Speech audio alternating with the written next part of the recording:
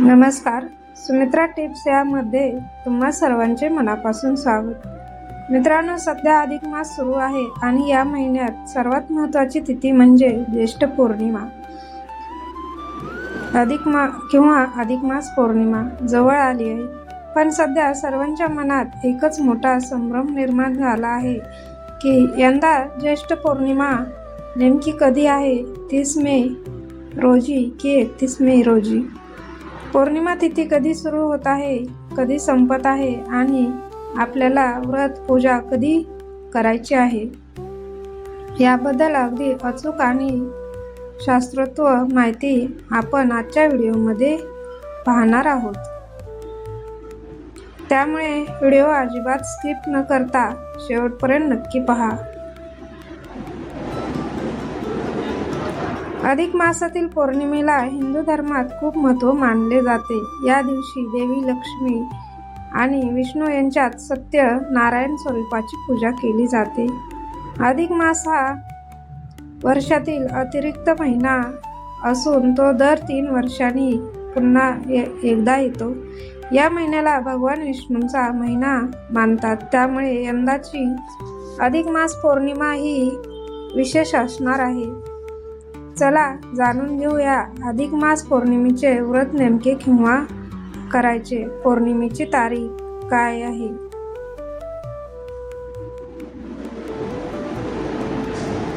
महिन्यातून एक पौर्णिमा येते. पौर्णिमेच्या दिवसाला अनेक जण व्रत करून भगवान विष्णूंची पूजा करतात. मात्र यंदाची पौर्णिमा ही खास असणार आहे, कारण ती अधिक मासातील पौर्णिमा असेल.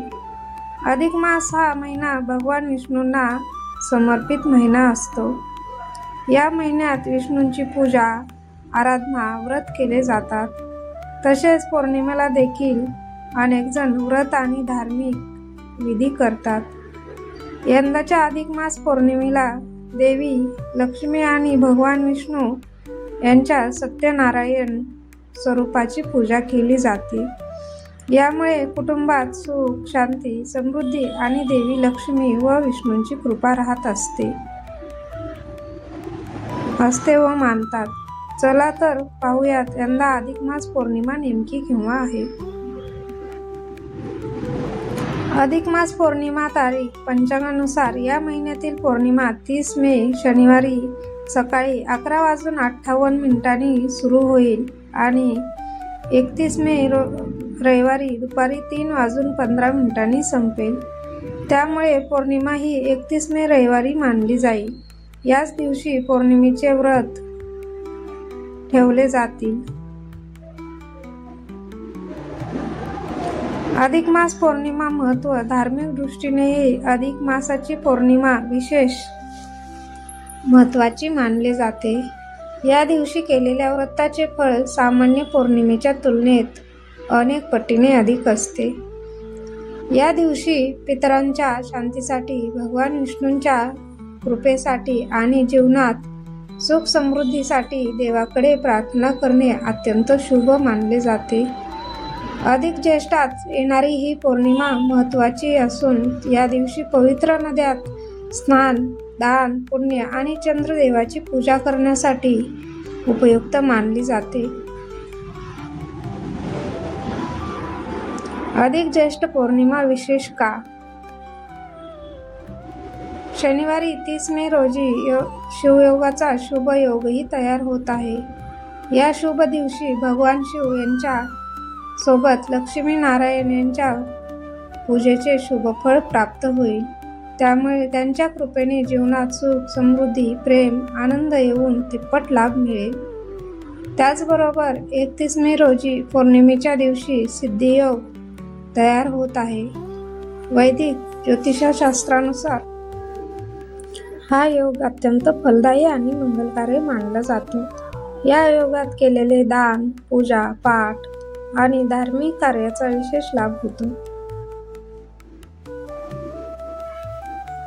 तर अशी आहे यावेळच्या ज्येष्ठ अधिक मास पौर्णिमेची नेमकी तारीख आणि वेळ.